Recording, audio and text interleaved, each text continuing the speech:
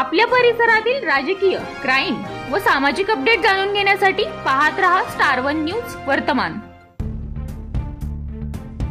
कार्यकर्ता मेळाव्याच्या निमित्ताने आपल्याला लाभलेले आमचे नेते, महाराष्ट्राचे लोकनेते आमदार गोपीचंद पडळकर साहेब, भारतीय जनता पार्टीचे तरुण तडफदार जिल्हाध्यक्ष सम्राट बाबा महाडिक,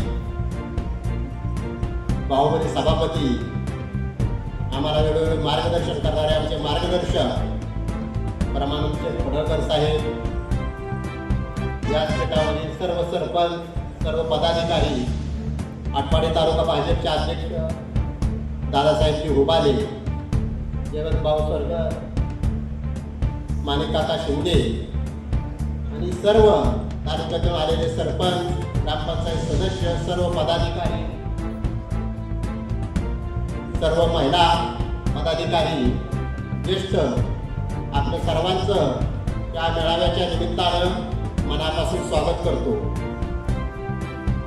आज आपण हा जो भारतीय जनता पार्टीचा कार्यकर्ता मेळावा घेतलाय, त्याचा उद्देश आता तोंडावरच्या जिल्हा परिषद, तालुका पंचायत किंवा नगरपालिकेच्या ज्या निवडणुका आहेत त्या संदर्भानं आपल्याला त्या निवडणुका ताकदीनं लढायचं आहे आणि त्याचं वातावरण तयार करण्यासाठी म्हणा किंवा कार्यकर्त्यांचे जोश भरण्यासाठी आपल्याला आमदार साहेबांचं, सभापती साहेबांचं, जिल्हाध्यक्षांचं मार्गदर्शन लाभावं हा उद्देश आपण ग्राह्य धरून हा मेळाव्याचं आयोजन केलंय आणि संध्याकाळी पावसाचं वातावरण असताना सुद्धा आपण सर्वजण मोठ्या ताकदीनं इथं जमला, त्यामुळे आपलं जेवढं आभार मानावं तेवढं थोडे। साहेब, हा मेळावा घ्यायचा आपण मागल्या 5 ते 7 दिवसापासून ठरवलं आणि सर्वांना आपण मॅसेज देत गेलो आणि ग्रामीण भागातून, तळागाळातून अगदी माणूस उत्स्फूर्तपणे आज या मेळाव्याला हजर झालेला आहे। त्याचं कारण काय असेल नाही तर प्रत्येकाचं एक विद्यापीठ असतं। आपल्याकडं आमदार गोपीचंद पडळकर नावाचं एक असं विद्यापीठ आहे जे इंटरनॅशनल लेवलचं हार्वर्ड युनिव्हर्सिटी सारखं आहे। त्या नावाच्या खाली आपण ही सर्व माणसं गोळा करू शकतोय, काम करू शकतोय आणि ते विद्यापीठच आपल्याला भरून पुरणार। ते ग्राह्य धरून त्या इथला कुठलाही कार्यकर्ता काय यामुळे कुठला डगमगत असला, वेळोवेळ हा समुदाय वाढत जाणार आहे। कारण आमच्या डोक्यावर साहेबांच्या आणि परमानंद पडळकर साहेबांच्या रूपानं अगदी चांगला गॉडफादरांचा हात आहे। त्यामुळे आम्ही इथं ताकदीनं काम करू शकतोय, कुठल्याही प्रसंगाला आम्ही तोंड देऊ शकतोय। काल कोणते शिवसेनेचं ठाकरे गटाचे कोण जिल्हाध्यक्ष आले आणि तर काहीतरी बरोबरून गेले, अरे बाबांनो तुमचं भरलेलं चुनण्याचं पोतं पाक फाटलंय आधी, त्यात आता मुठभर दाणं नाही तर राहिलं ते आधी तुम्ही शिवा आणि मग बोला। त्यांची तराच्या सोने पिक्चरमध्ये सरांनी सारखी झाली, आधी इधर जाऊ मागे कोणच नाही, ते मूर्ख साहेबांची अवघड आहे।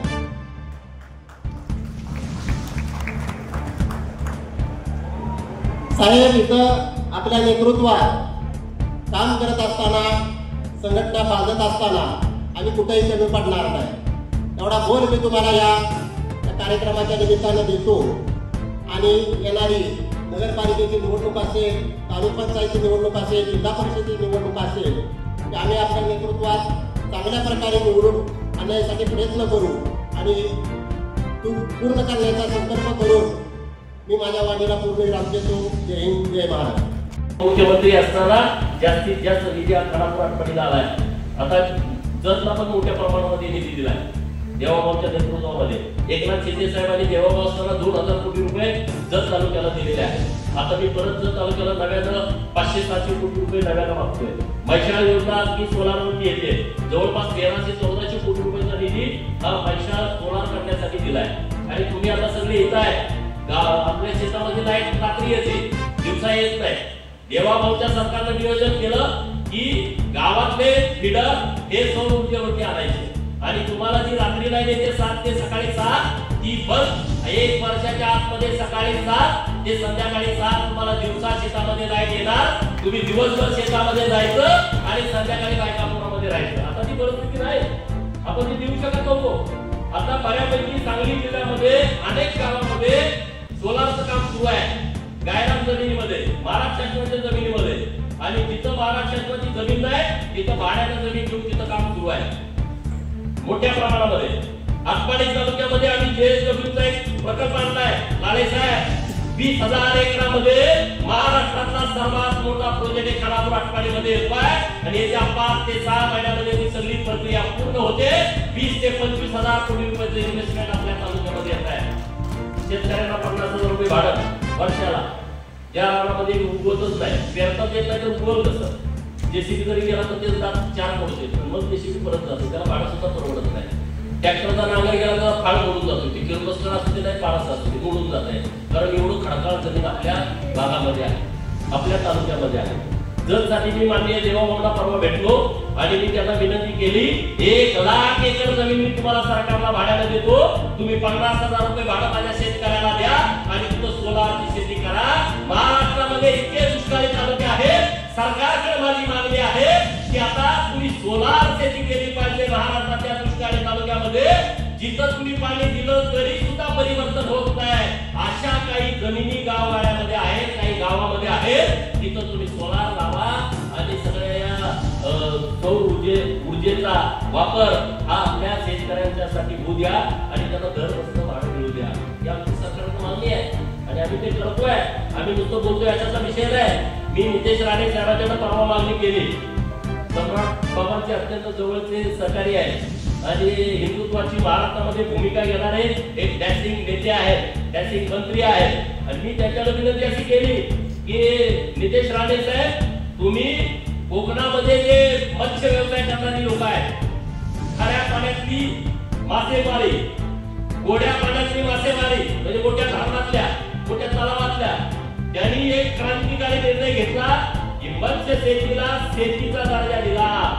जे शेतकऱ्याला मिळणार ते मासेमारी करणाऱ्या लोकांना मिळणार.